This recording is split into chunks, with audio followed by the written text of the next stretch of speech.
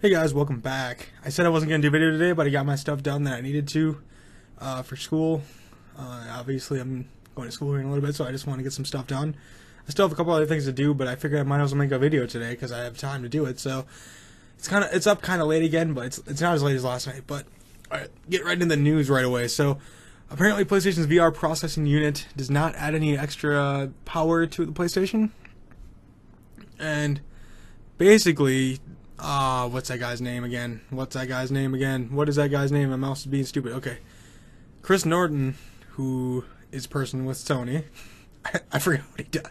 I know what he does, I just forgot what he does. He said, it's not extra GPU power or CPU power, said Chris. It's certainly not a PlayStation 4 expansion unit or upgrade. Actually, it's not really accessible to the developer in any way. So... the PlayStation 4 is perfectly capable of running games at 120 Hz. Now, my TV behind me is only about 60 Hz. And honestly, like, unless you have the two side by side, you really don't know the difference between 60 and 120. Is my personal experience. I mean, 60 is fine. I paid really cheap for that TV. It's a beast of a TV, too.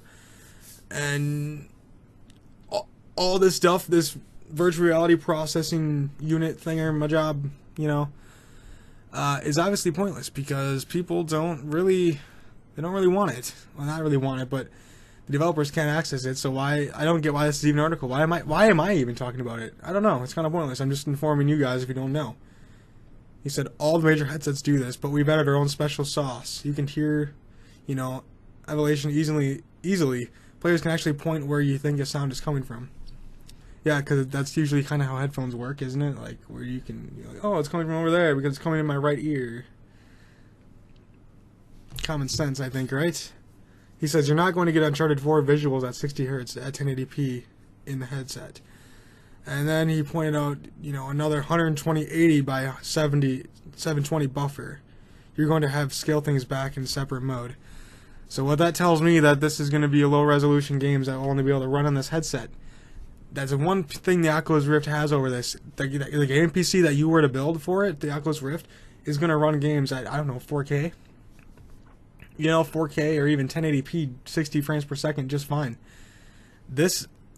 I don't think this PlayStation VR is going to be the next great thing, you know what I'm saying? Like, it's not... The PlayStation 4 is built on games. It's not built to run a virtual reality headset. Okay, maybe if they were to make the PlayStation move forward or something like that, yeah, maybe. But with this, I don't know. I want them to prove me wrong on all this stuff, but things aren't looking so good here for the PlayStation as of right now for it. And, I mean, it's just one of those things, I mean, whatever.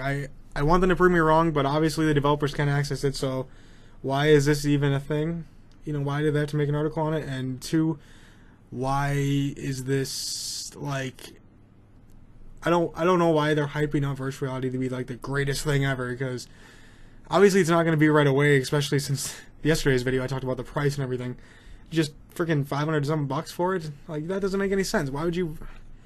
I don't know. Moving on anyways, so... allegedly, that you forget it. It doesn't add any more power. Long story short, all right.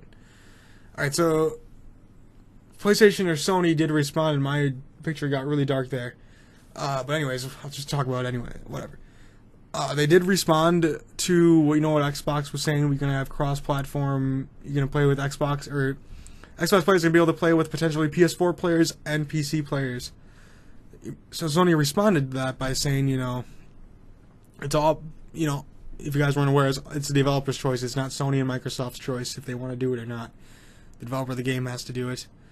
And he said, we're always open to stuff like that. It's all about what the developers and publishers want to do. They get in touch with us and handle everything on a case-by-case basis.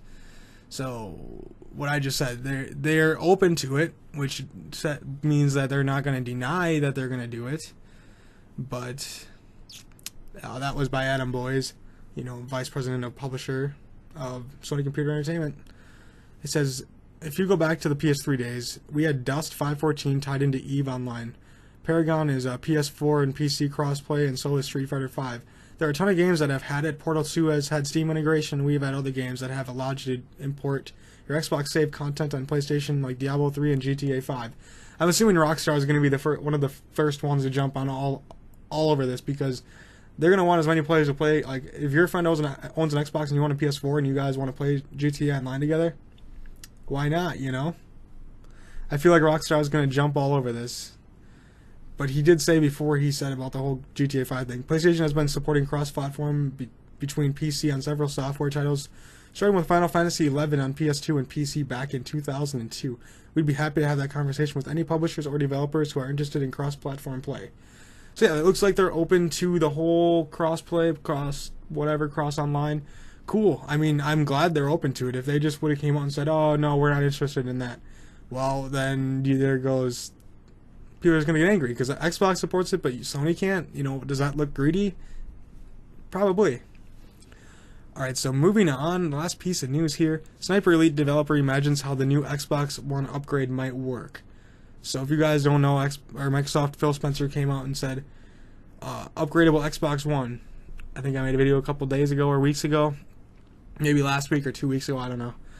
But he came out and talked about it and said, like, oh, we're open to the possibility of having an upgradable Xbox One where you can, like, upgrade the motherboard or something, or the the RAM, the everything, just to make it stay with the current times, you know, because consoles have such a long cycle that upgrading it would be cool. But then the flip side of that, isn't that why people buy consoles? Because they don't have to worry about buying new parts for it and putting them in. It just makes it more confusing to the consumer, and our consumers, I feel like consumers would get turned off by that, honestly.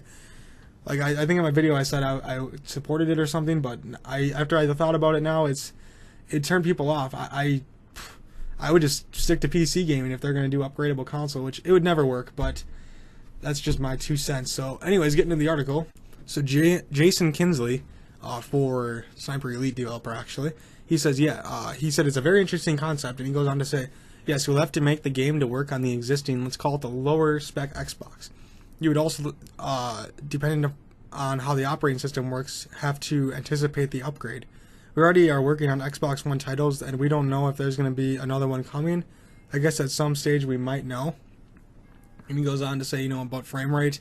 It might just be that it would be a frame rate improvement, and it might just happen out of the box. This one runs a solid 30 frames per second, and the new machine runs at a solid 60 frames per second. That I could imagine be value to some people. Yeah, I get what he's saying, and obviously, Phil Spencer said, I've said at the end of a generation, and this step function is not coming, I embrace. I think it's something we can do better at. He also says, I see it in music, I see it in books, I see it in movies. When I buy digital content, that digital content stays with me, and I'm able to use it when I get out and get a new device, he said. True, so does physical. Oh well. And then Kingsley, he said there are too many unanswered questions at this point to know for sure how it'll all shake out. All of these situations in the devil's in the detail. Depends whether they upgrade the OS. It depends how faster it is. What they've done, is it faster in an automatically accessible way, or do we have to specifically code? You could imagine a situation when they say, well, you will do free patches to make the existing Xbox One games compatible with the new consoles. And he said it could be quite reasonable impact that on the dev team if they've already working on a new project, then Xbox 1.5 comes along and Microsoft needs us to upgrade it. You've got to go back to the old code, recompile it, or whatever. I don't think they'd want to do that. That wouldn't work. They said there's a lot of very, very clever people out there, and anything we can think of, they can think of. And I'm sure they'll have thought all this through and they'll work out a strategy. So if it means we got more people playing more games at a better resolution and faster frame rate, then that's just brilliant. But more people playing games and more target consumers we've got, the more people we can entertain and more games we can sell. So it's good as far as I'm concerned. Alright, a couple of things that I liked out of that. He said, the Xbox is going to get out of the box. This one's going to have a better frame rate because it has a faster processor and stuff. This one's going to have lower frame rate out of the box, but maybe it'll have a cheaper price tag. And the thing for developers, that would be a mess, because they're going to have to basically develop 2 games, and they're going to have to, if, say, Xbox 1.5 comes out or whatever, they're going to have to go back into the old code and recode the whole game. Not a big fan of that idea. I feel like that'd take way too much time for what it's actually worth. Because, if you're just getting a better frame rate and not even really better resolution, 1080p is pretty good. 900p is even pretty good, too. And there's too many things. Like, obviously, he did a really good job explaining how it would work, but it seems far too much of a headache for what it's actually going to be worth in the end, you know? That's my personal opinion, guys. Let me know down in the comments what you think about this whole Xbox upgradable thing or whatever. Alright, guys, I will, that's all I really want to talk about. Make sure to like this video, comment, rate, and subscribe, and I will talk to you guys tomorrow. Have a good one.